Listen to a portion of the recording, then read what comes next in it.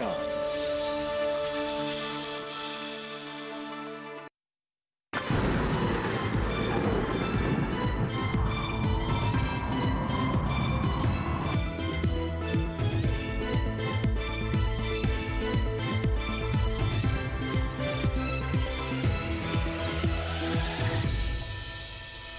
नमस्कार, आप सभी का स्वागत मौसम खबर में। मैं हूं मुकुल शर्मा। मौसम खबर में आपको बताएंगे देश के अलग अलग हिस्सों में कैसा रहेगा मौसम का हाल, क्या कुछ खास गतिविधि दर्ज की जाएगी मौसम में। सबसे पहले बात करते हैं मौसम की बड़ी खबरों की, यानी अलग अलग क्षेत्रों में क्या कुछ खास गतिविधि जो है वो दर्ज की जा सकती है। और जो पहली बड़ी खबर है वो है जम्मू कश्मीर से। आपको बता दें यहाँ पे गिने चुने हिस्सों में बर्फबारी का अनुमान जताया गया है मौसम विभाग द्वारा। इसके साथ ही लद्दाख की अगर बात करें तो इक्का दुक्का जगह यहाँ पर बर्फबारी की संभावना जताई गई है। साथ ही अगर बात की जाए खासतौर से उपमहाद्वीप पश्चिम बंगाल की, तो आपको बता दें यहाँ पर कहीं कहीं फिलहाल बारिश के आसार बनते हुए नजर आ रहे हैं। और इसके साथ ही अरुणाचल प्रदेश की अगर बात करें तो छिटपुट इलाकों में यहाँ भी बारिश का अनुमान जताया गया है मौसम विभाग द्वारा।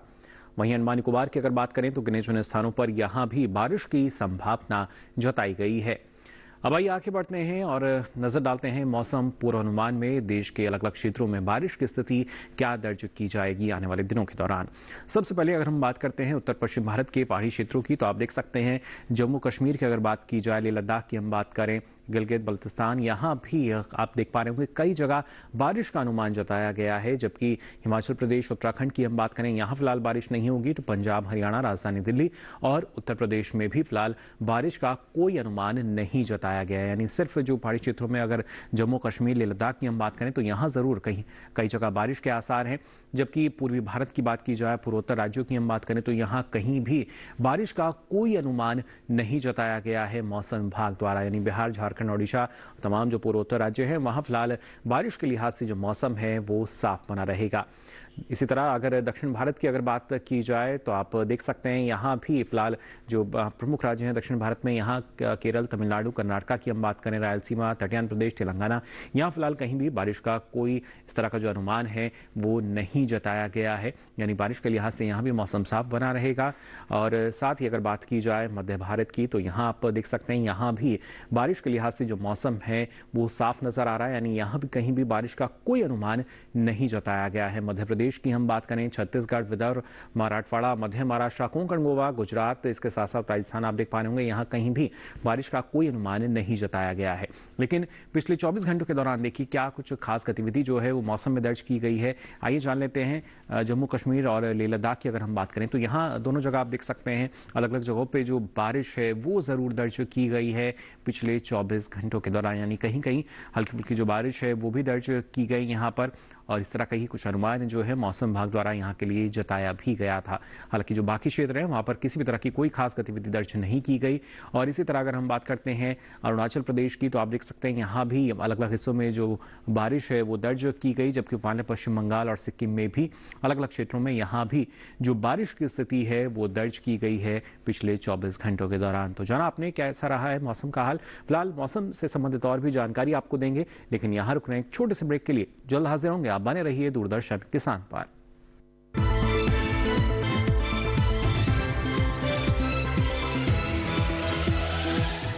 कल आज और कल में देश के हर पल में, कल आज और कल में देश के हर पल, कभी परछाई बनके, कभी विश्वास बनके, दिल में साहस का एहसास बनके, उम्मीदों को सच्चाई के रंग से सजाते हैं, मुश्किलें कोई हरदम साथ निभाते हैं।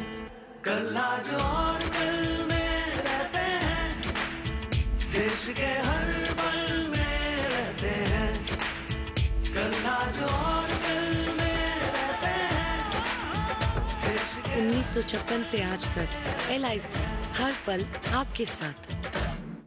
जल्दी टिफिन पैक करो। राजू, मोबाइल छोड़ो। अरे दीदी वो बैंक का नंबर चाहिए, रिफंड ही नहीं आया है। मिल गया। अब भी कॉल करता हूँ दीदी। बिना नंबर जांचे? अक्सर जालसाज बैंक की नकली वेबसाइट और फर्जी नंबर से पैसों की धोखाधड़ी करते हैं। तो फिर सही नंबर? बैंक की ऑफिशियल वेबसाइट या तो कार्ड पर। आपने तो बचा लिया दीदी। काम से नहीं। आरबीआई कहता है सही वित्तीय बर्ताव करे आपका बचाव।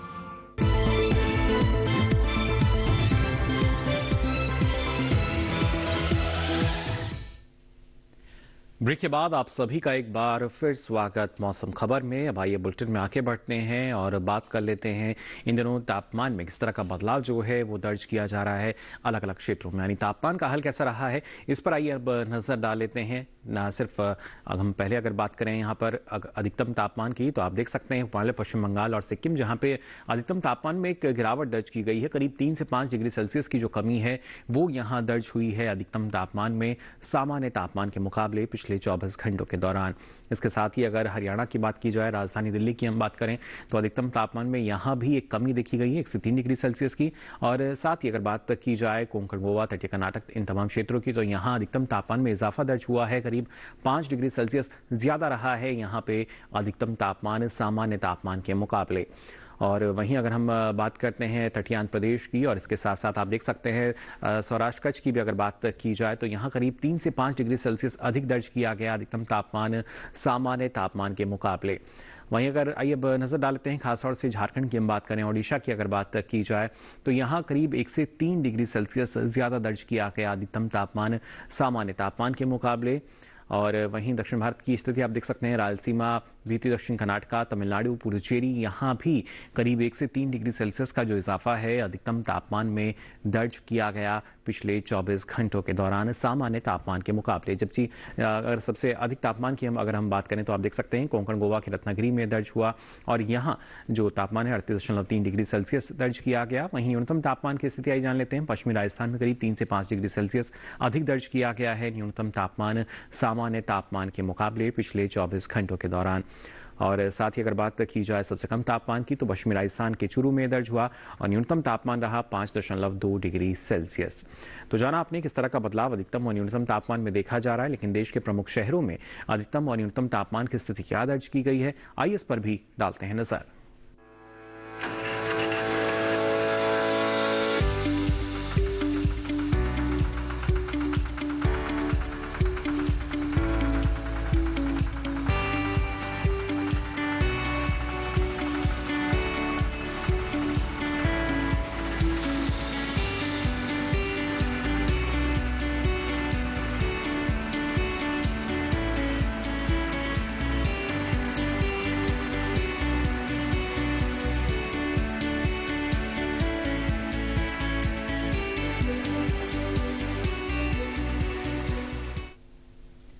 और इसी के साथ ही मौसम खबर में यहाँ वक्त हो चला एक और छोटे से ब्रेक का। ब्रेक से लौटेंगे तो आपको बताएंगे और क्या कुछ खास रहेगा मौसम में। आप बने रहिए दूरदर्शन किसान पर।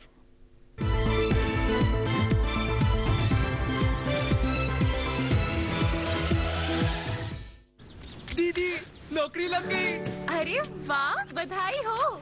तो अब तो ढेर सारी शॉपिंग। हाँ दी, नया मोबाइल। अरे रुको शहजादे, सैलरी से पहले खर्चे। इंस्टेंट लोन भी तो मिलता है। पहले बजट बनाना सीखो, फिर खर्च करो।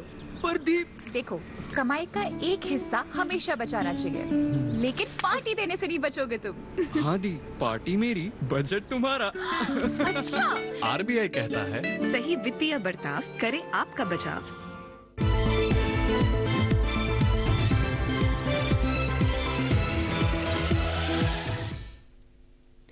ब्रेक के बाद आप सभी का एक बार फिर स्वागत मौसम खबर में। वायु बुलेटिन में आगे बढ़ते हैं और बात करते हैं वायु गुणवत्ता के हाल की। अलग अलग शहरों में क्या स्थिति दर्ज की गई है वायु गुणवत्ता की, किस तरह कौन सी श्रेणी के अंतर्गत ये दर्ज की गई है। सबसे पहले राजधानी दिल्ली की अगर बात करें तो 90 दर्ज हुआ गुणवत्ता सूचकांक, यानी अच्छी श्रेणी के अंतर्गत वायु गुणवत्ता फिलहाल यहाँ बनी हुई है। पटना की अगर बात की जाए 213 रहा गुणवत्ता सूचकांक, यानी थोड़ी खराब श्रेणी के अंतर्गत फिलहाल यहाँ वायु गुणवत्ता दर्ज की गई।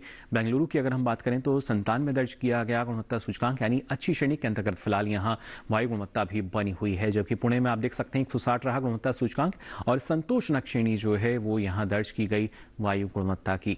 इसके साथ साथ हैदराबाद की अगर हम बात करें तो आप देख सकते हैं यहाँ पे 89 दर्ज किया गया गुणवत्ता सूचकांक, यानी करीब अच्छी स्थिति जो है वो नजर आई। कोलकाता में 146 दर्ज किया गया, जो कि एक संतोषजनक श्रेणी के अंतर्गत फिलहाल यहाँ वायु गुणवत्ता बनी हुई है। वहीं मुंबई की भी अगर हम बात करें तो 194 रहा गुणवत्ता सूचकांक और यहाँ भी श्रेणी रही संतोषजनक।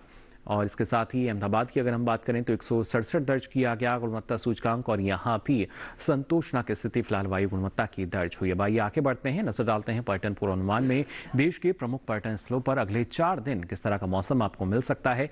जम्मू कश्मीर के श्रीनगर की अगर सबसे पहले बात की जाए तो आप देख सकते हैं बुधवार, गुरुवार, शुक्रवार, शनिवार चारों ही दिन कुछ एक जगह जो बादल हैं वो जरूर छाए हुए रह सकते हैं। हालांकि बरसने की संभावना इनकी कम है और ऐसे में जो अधिकतम तापमान है करीब 10 से 12 डिग्री सेल्सियस रहेगा, जबकि न्यूनतम तापमान आप देख पा रहे होंगे ये करीब 1 से -2 डिग्री सेल्सियस तक पहुंच सकता है अगले 4 दिनों के दौरान। तो जाना आपने श्रीनगर में किस तरह का ना सिर्फ मौसम बल्कि जो तापमान का हाल है वो आपको मिल सकता है।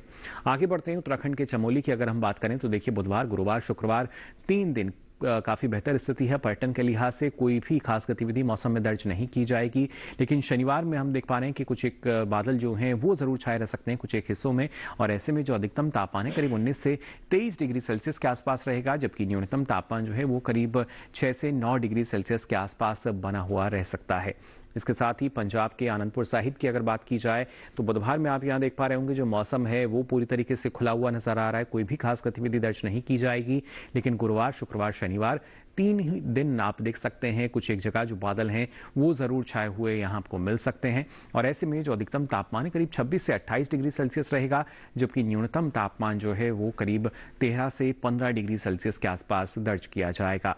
पश्चिम बंगाल के श्रीनिकेतन की अगर बात की जाए तो बुधवार से लेकर शनिवार तक एक जैसी स्थिति हम देख पा रहे हैं, जो पर्यटन के लिहाज से मौसम जो है वो साफ नजर आ रहा है यहाँ पे और ऐसे में जो अधिकतम तापमान है करीब 26 से 29 डिग्री सेल्सियस रहेगा, तो न्यूनतम तापमान करीब 14 से 17 डिग्री सेल्सियस के आसपास बने रहने का अनुमान जताया गया है भारत मौसम विज्ञान विभाग द्वारा। तो जाना आपने किस तरह का मौसम आपको यहाँ मिल सकता है। आइए आगे बढ़ते हैं, अरुणाचल प्रदेश के तवांग की अगर बात की जाए तो यहाँ भी बुधवार से लेकर शनिवार तक लगभग एक जैसी स्थिति है, यानी कुछ एक जगह जो बादल हैं वो जरूर छाए हुए यहाँ रह सकते हैं। बरसने की संभावना हालांकि इनकी कम बनी हुई है और ऐसे में जो अधिकतम तापमान है करीब 10 से 11 डिग्री सेल्सियस रहेगा, जबकि जो न्यूनतम तापमान है वो 0 से -1 डिग्री सेल्सियस के आसपास दर्ज किया जाएगा अगले 4 दिनों के दौरान। वहीं अगर बात करें त्रिपुरा के अगरतला की तो यहाँ भी आप देख सकते हैं बुधवार से लेकर शनिवार तक चारों ही दिन कोहरे की जो स्थिति है वो यहाँ मिल सकती है आपको। सुबह के समय कोहरा जो है ये काफ़ी घना भी हो सकता है, जबकि दूसरी जगहों पर हल्का भी आपको मिल पाएगा और ऐसे में जो अधिकतम तापमान है करीब 29 से 32 डिग्री सेल्सियस रहेंगे, जबकि न्यूनतम तापमान करीब 13 से 16 डिग्री सेल्सियस के आसपास बना रहेगा अगले 4 दिनों के लिए। वहीं आइए अब बात करते हैं आंध्र प्रदेश के विजयवाड़ा की, तो विजयवाड़ा में भी लगभग वही स्थिति है। बुधवार से लेकर शनिवार तक आप देख सकते हैं चारों ही दिन जो कोहरा है उसका अनुमान यहाँ के लिए जताया गया है और ऐसे में आप देख पा रहे होंगे जो अधिकतम तापमान है करीब 34 से 35 डिग्री सेल्सियस रहेगा, जबकि न्यूनतम तापमान जो है करीब 22 से 23 डिग्री सेल्सियस के आसपास बने रहने का अनुमान जताया गया है। वहीं अगर बात करें हम केरल के कोट्टयम की तो यहाँ आप देख सकते हैं बुधवार, गुरुवार, शुक्रवार, शनिवार चारों ही दिन एक जैसी स्थिति, यानी कुछ एक जगह जो बादल हैं वो जरूर छाए हुए यहाँ पर रह सकते हैं, लेकिन ऐसे में जो अधिकतम तापमान है वो करीब 34 डिग्री सेल्सियस के आसपास रहेगा, तो वहीं न्यूनतम तापमान करीब 20 से 21 डिग्री सेल्सियस के आसपास बने रहने का अनुमान जताया गया है मौसम विभाग द्वारा। मध्य प्रदेश के खजुराहो की अगर हम बात करें तो यहाँ आपको देखिए बुधवार, गुरुवार, शुक्रवार, शनिवार चारों दिन यहाँ भी जो कोहरा है उसका सामना आपको करना पड़ सकता है। सुबह के समय जो कोहरा है घना हो सकता है, जबकि कुछ एक क्षेत्रों में हल्का भी मिलेगा और ऐसे में जो अधिकतम तापमान है करीब 30 से 31 डिग्री सेल्सियस और वहीं न्यूनतम तापमान करीब 10 से 12 डिग्री सेल्सियस के आसपास बने रहने का अनुमान जताया गया है भारत मौसम विज्ञान विभाग द्वारा। अब आइए बात करते हैं राजस्थान के अजमेर की, तो यहाँ भी आप देख पा रहे होंगे बुधवार से लेकर शनिवार तक कोई भी खास गतिविधि मौसम में दर्ज नहीं की जाएगी। पर्यटन के लिहाज से काफी बेहतर स्थिति है और ऐसे में जो अधिकतम तापमान करीब 28 से 29 डिग्री सेल्सियस रहेगा, तो वहीं न्यूनतम तापमान करीब 14 से 16 डिग्री सेल्सियस के आसपास बने रहेंगे अगले 4 दिनों के लिए। तो आप यहाँ जाने की योजना बनाना चाहते हैं बिल्कुल जा सकते हैं, क्योंकि मौसम जो है वो फिलहाल अगले 4 दिन साफ नजर आ रहा है। लेकिन मौसम का जो असर है ना सिर्फ जो प्रमुख पर्यटन स्थल है बल्कि हमारे कृषि क्षेत्र की जब हम बात करते हैं तो वहां पर किस तरह का इसका असर होता है और ऐसे में जो किसान हैं मौसम को ध्यान में रखते हुए वो कौन कौन से कृषि कार्य कर सकते हैं, आइए जान लेते हैं इस रिपोर्ट में। असम के पहाड़ी इलाके में धान, आलू और टमाटर को रोगों से बचाएं। इसके साथ ही सरसों में कीटों की निगरानी करते रहें। निचली ब्रह्मपुत्र घाटी इलाके में बोरो धान में पर्याप्त जल स्तर बनाए रखें। यही मक्के की बुआई जारी रखें। ऊपरी ब्रह्मपुत्र घाटी इलाके में इस समय धान में यूरिया न डालें। इसके साथ ही यहाँ तैयार आलू की खुदाई कर लें। यही ये समय नारियल की नर्सरी लगाने के लिए उपयुक्त है। ऊपरी ब्रह्मपुत्र घाटी इलाके में ही मूंग और उड़द की बुआई के लिए खेत तैयार करें। बराक घाटी इलाके में भी मूंग और उड़द की बुआई के लिए खेत तैयार करें। यही इस समय कैनोला की कटाई और आलू की खुदाई करें। मध्य ब्रह्मपुत्र घाटी इलाके में बोरो धान में पानी को संरक्षित करने के लिए मेड़ों को दुरुस्त करें। यही मूंग और उड़द की बुआई के लिए खेत तैयार करें। इसके साथ ही यहाँ भिंडी की बुआई करें। अरुणाचल प्रदेश में इस समय बारिश की संभावना है। ऐसे में फिलहाल फसलों की कटाई ना करें। यही बारिश के बाद पपीता और टमाटर की तुड़ाई करें। यही इस समय बागों को साफ करें और पौधों की जड़ों में पानी जमा न होने दें। मेघालय में टमाटर की नर्सरी लगाते रहें। यही मटर की तुड़ाई के अलावा जड़ वाली सब्जियों की खुदाई और गोभी वर्गीय सब्जियों की कटाई करें। इसके साथ ही यहाँ तैयार अदरक और हल्दी की खुदाई जारी रखें। मणिपुर में तरबूज, खीरा, लौकी, तोरी, कद्दू और करेले की नर्सरी लगाएं। यही पॉली हाउस में मिर्च की नर्सरी लगाएं। मिजोरम में इस समय मक्का और प्याज को रोगों से बचाएं। त्रिपुरा में बोरो धान में सिंचाई करें। इसके साथ ही 2 से 5 सेंटीमीटर जल स्तर बनाए रखें। नागालैंड के किसान इस समय तैयार राजमा की कटाई करें और किसी सुरक्षित जगह पर उनका भंडारण करें। तो जाना आपने कौन कौन से कृषि कार्य आप इन राज्यों में कर सकते हैं और खासतौर से अरुणाचल प्रदेश की अगर हम बात करें तो यहाँ बारिश का अनुमान जताया गया और पिछले 24 घंटों के दौरान भी हमने देखा था बारिश की स्थिति रही थी। ऐसे में फसल की कटाई आप ना करें और कोई भी किसी तरह का छिड़काव ना करें क्योंकि उसका उतना असर आपको नहीं मिलेगा। साथ ही जो दूसरे राज्य हैं वहाँ भी ये बेहद ज़रूरी मौसम को ध्यान में रखते हुए भी आप कृषि कार्य करें जिससे आपकी जो फसल है वो मौसम से ज़्यादा प्रभावित ना हो। अब आइए आगे बढ़ते हैं और आज की फसल में आपको जानकारी देते हैं लोबिया की खेती के बारे में। इस मौसम में कैसे आप इसकी खेती कर सकते हैं और किस तरह का प्रबंधन आपको अपनाना होगा अच्छी उपज के लिए, आइए जान लेते हैं सारी जानकारी हमारी इस रिपोर्ट में। लोबिया के लिए 21 से 35 डिग्री सेंटीग्रेड तापमान की जरूरत होती है। दोमट मिट्टी इसके लिए सबसे बेहतर मानी जाती है, लेकिन बलुई दोमट मिट्टी में भी इसकी खेती की जा सकती है। इसके अलावा बरसात के मौसम में ढालू जमीन में भी इसे बोया जा सकता है। जिस खेत में लोबिया बोना चाहते हैं उसमें पानी निकलने की उचित व्यवस्था होनी चाहिए। 1 हेक्टेयर में कितना बीज डालना है ये इस बात पर निर्भर है कि आप किस मकसद से इसे बो रहे हैं। फलियों के लिए 20 से 25 किलो, दाने के लिए 30 से 35 किलो और हरे चारे के लिए 35 से 40 किलो बीज प्रति हेक्टेयर लगेगा। दाने और फलियों के लिए कतार में बीज बोए, जबकि हरी खाद के लिए बीज को खेतों में छिड़क दे। लोबिया के लिए 10 से 15 किलो नाइट्रोजन और 20 किलो फास्फोरस प्रति हेक्टेयर की दर से बुआई से पहले ही डाल दे। बुआई के 20 से 25 दिन बाद खेत की निराई गुड़ाई कर ले। ज्यादा खरपतवार उगने पर दोबारा निराई गुड़ाई करे। लोबिया में सूत्रकृमि और पीला रोग का खतरा रहता है। पीला रोग को मोजेक भी कहा जाता है। रोकथाम के लिए ग्रीष्मकालीन लोबिया में ज्वार की मिश्रित फसल ले। लोबिया में माहू और फली भेदक कीट का भी खतरा रहता है। फसलों में लगने वाले इन रोगों और कीटों से बचाव के लिए किसान विशेषज्ञों की सलाह से उचित दवाओं का छिड़काव करें।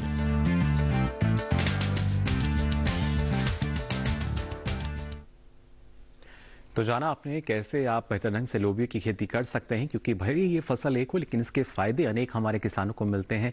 ना सिर्फ सब्जी फसल के रूप में इसका इस्तेमाल जो है फलियों का वो हमारे किसान करते हैं, इसके साथ साथ फिर चाहे हरे चारे की उपलब्धता की हम बात करें या हरी खाद की आवश्यकता जो हमारे खेतों में रहती है उसकी पूर्ति भी लोबिया की खेती के जरिए कर सकते हैं। आवश्यकता है तो सिर्फ जानकारी की और यही सारी जानकारी लगातार आपके लिए हम लेकर आते हैं मौसम खबर में। आपको बता दें ये सारी जानकारी अब आप देख सकते हैं डीडी किसान के यूट्यूब चैनल पर भी। इसके लिए आपकी टीवी स्क्रीन पर जो QR कोड दिखाया जा रहा है इसे आप स्कैन करें, जिसके बाद आप पहुंचेंगे हमारे YouTube चैनल पर और यहां मौसम खबर के साथ आप ये सारी जानकारी कभी भी कहीं भी ले सकेंगे। तो फिलहाल के लिए इस बुलेटिन में बस इतना ही। मौसम की ताजा जानकारियों के साथ फिर होंगे हाजिर, तब तक के लिए दीजिए इजाजत। नमस्कार।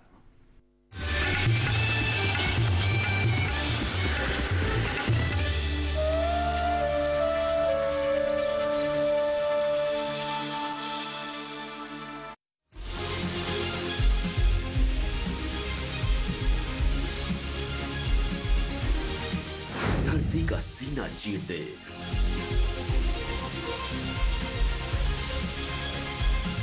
दूध की नदियां बहा दे, अन्न उगा दे, बिना थके, बिना रुके। सर्दी, गर्मी, बरसात की परवाह किए बिना जो अडिग है, अटल है, वो किसान है।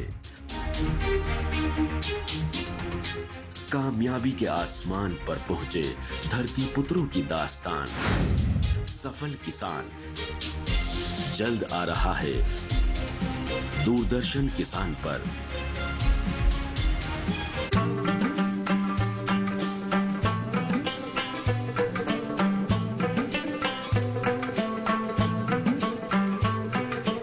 जम्मू से भदरवा चलने वाले हैं, डोडा डिस्ट्रिक्ट चल रहे हैं। मत्स्य पालन पर बात करने वाले हैं तो गाठा गांव में पहुंच चुके हैं। जो अनएम्प्लॉयड यूथ है वो आए, वो फिशरीज में जो बेनिफिट्स हैं वो उनको देखें, उनको जाने। हमारा जो क्लाइमेट है, इसी क्लाइमेट में ये पैदा होती है ये फिशेस, तो इसका पोटेंशियल और मार्केट भी बहुत अच्छी है। जो मच्छी पालन है ये एक बहुत बड़ा अच्छा यूनिट है। इस यूनिट से हमारे फार्मर्स जो हैं बड़ी आरामी से इस यूनिट से अपने इनकम बढ़ा सकते हैं। जम्मू से देखिए मत्स्य पालन पर चौपाल चर्चा 15 फरवरी बुधवार सुबह 9 बजे।